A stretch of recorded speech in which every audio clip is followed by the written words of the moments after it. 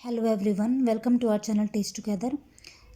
हम यहाँ पर बात कर रहे हैं डीएलएड फर्स्ट ईयर की इंग्लिश यूनिट 2 है आपका ये।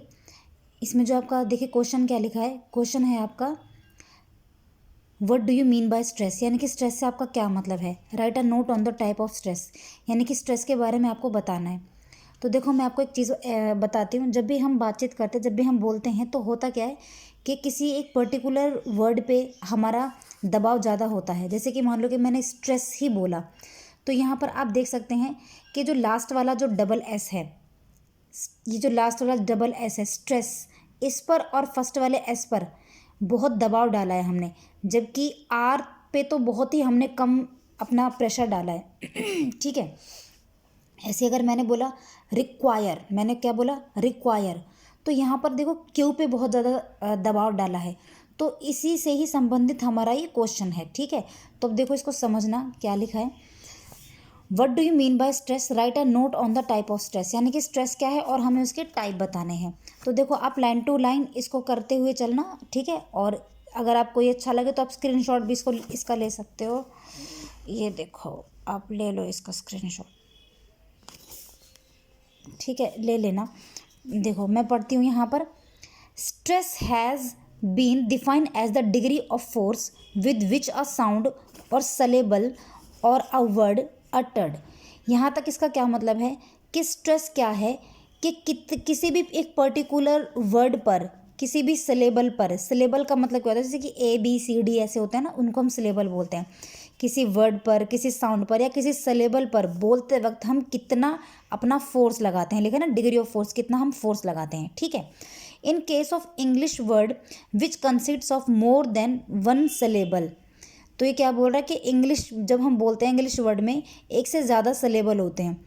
सम of the syllable are spoken with a greater degree of force than the other hand the syllable on which extra pressure. तो ये क्या कह रहा है कि कुछ तो syllable ऐसे होते हैं कि जिन पे हम ज़्यादा अपना डिग्री फोर्स लगाते हैं। जैसे कि मैंने बोला कॉन्टेक्स्ट, तो देखो देखो बच्चों यहाँ पर टी पे मैंने दबाव डाला है। ठीक है। Degree of the force then other the syllable on which extra pressure is given are called stressed vowel.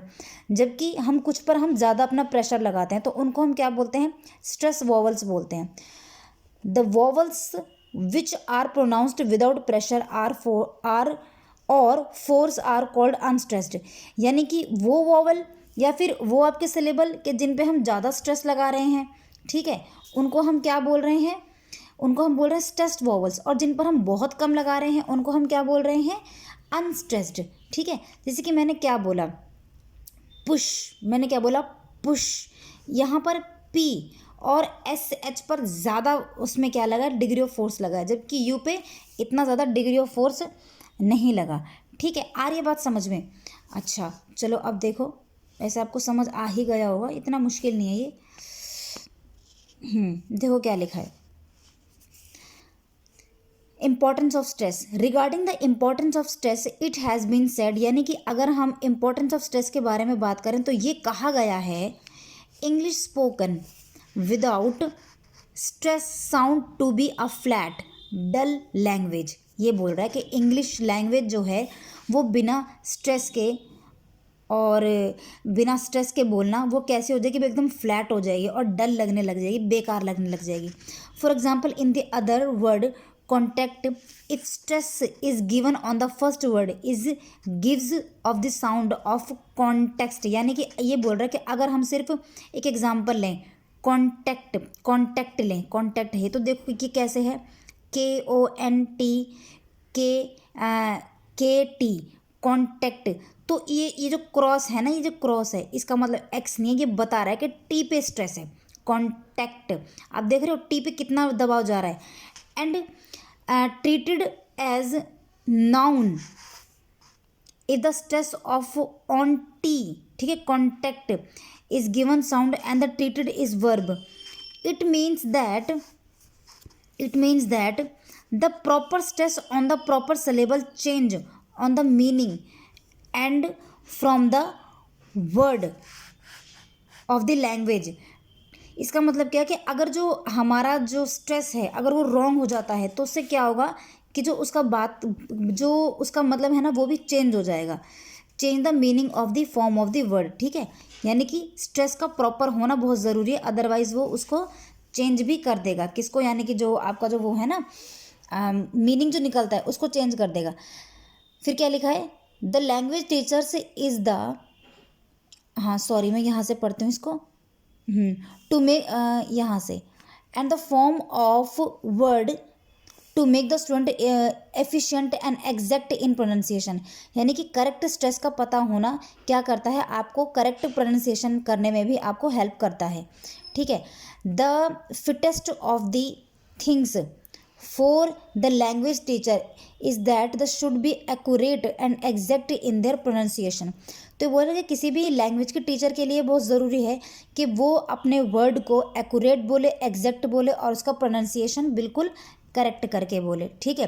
Before going the classroom जाने से पहले he should deeply learn about stress, उनको स्ट्रेस के बारे में डीप से पढ़ना चाहिए। He is appropriate attentions and exactness make he student accurate in pronunciation. तो वो जितना सटीक होंगे, जितना अप्रोप्रिएट होंगे, उतने उनके स्टूडेंट क्या होंगे? सही होंगे, ठीक है। अब आ जाओ आप काइंड ऑफ स्ट्रेस पे। तो काइंड ऑफ स्ट्रेस पे आप देखना, ज़्यादा बात नहीं करेंगे हम क्योंकि इतना बड़ा ये पूछता नहीं है, तो इसको बस हम इतना ही रखेंगे। देखो क्या लिखा है, इन इंग्लिश अटरेंस, अटरेंस का मतलब उसको बोलना। इन इंग्लिश अटरेंस में कंसिस्ट ऑफ वन और मोर देन वन सिलेबल। यानी कि जब आप इंग्लिश को बोलते हो तो हो सकता है एक या एक से ज़्यादा सिलेबल पे आपको स्ट्रेस लगाना पड़ जाए, ठीक है। As it has already been said that certain syllable in a word में कैरी स्ट्रॉन्गर डिग्री फोर्स और energy than carried by certain other syllable. यहाँ तक इसका मतलब क्या है कि जब भी कोई आप इंग्लिश वर्ड बोलते तो हो सकता है किसी एक पर्टिकुलर सिलेबल में ज़्यादा स्ट्रेस लग जाए बल्कि किसी दूसरे में ना लगे। ये पता है कैसे पता लगता है? जब आप बोलते हो ना तो उसमें उससे पता चलता है। थोड़ा सा आपको ध्यान लगा के बोलोगे, देखोगे कि क्या है तो आपको पता लगेगा। This degree of force is said to be stress. तो ये जितना आप फोर्स लगा रहे हो ना किसी एक पर्टिकुलर सिलेबल पर या दो पर, इसी को हम स्ट्रेस बोलते हैं। Thus stress can be define as, तो आप स्ट्रेस को ऐसे भी डिफाइन कर सकते हो, the degree of force with which a sound or a syllable or a word uttered in English we have two type of stress.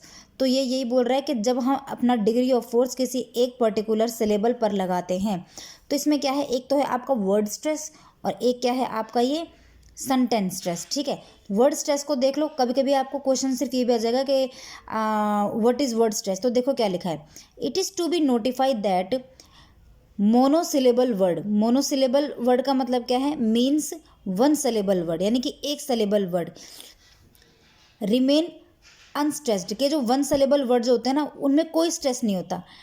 फिर क्या है ये, disyllabic word in English can be stressed in two, यानी कि जो डिसिलेबिक word होते हैं उनमें आपके टू सिलेबल होते हैं जिनमें कि स्ट्रेस आ सकता है। If the stress is put first syllable it foundation as noun adjective and the stress is on the second syllable function as verb. तो ये बोल रहा है कि अगर हम डिग्री लगाते हैं, मतलब डिग्री ऑफ फोर्स लगाते हैं फर्स्ट सिलेबल पर, तो वो नाउन हो सकता है, एडजेक्टिव हो सकता है, ठीक है। And the stress is on the second syllable is function as verb. और जो दूसरा जो वो होगा, दूसरा जो इसका सिलेबल होगा वो कैसे काम कर जाएगा, वर्ब की तरह, ठीक है। तो आप इसमें एग्जाम्पल में क्या लिख सकते हो, कॉन्विक्ट, और आप कॉन्विक्ट को नाउन और एडजेक्टिव ऐसे लिख सकते हो। देखो KENVIKT। तो देखो ये क्या लिखा है, कॉन्विक्ट, लेकिन हम इसको पढ़ते कैसे हैं, कैनविक्ट। अरे बात समझ में, ये इसका पूरा अच्छे से प्रोनाउंसिएशन दिया हुआ है, हम इसको क्या पढ़ते हैं, कॉन्विक्ट, जो कि गलत है, पढ़ना क्या है, कैनविक्ट, ठीक है। तो इतना ही आप इसको रख लेना, ज़्यादा इसको इसके अंदर घुसने की ज़रूरत नहीं, क्योंकि इतना ही पूछता है ये, what do you mean by stress, मतलब यहाँ तक ये जाएगा, इससे आगे ये जाएगा नहीं। तो आई होप आपको समझ आया होगा, और कोई दिक्कत परेशानी हो तो आप मुझको कॉमेंट बॉक्स में बता सकते हैं, ठीक है। Thank you and good bye.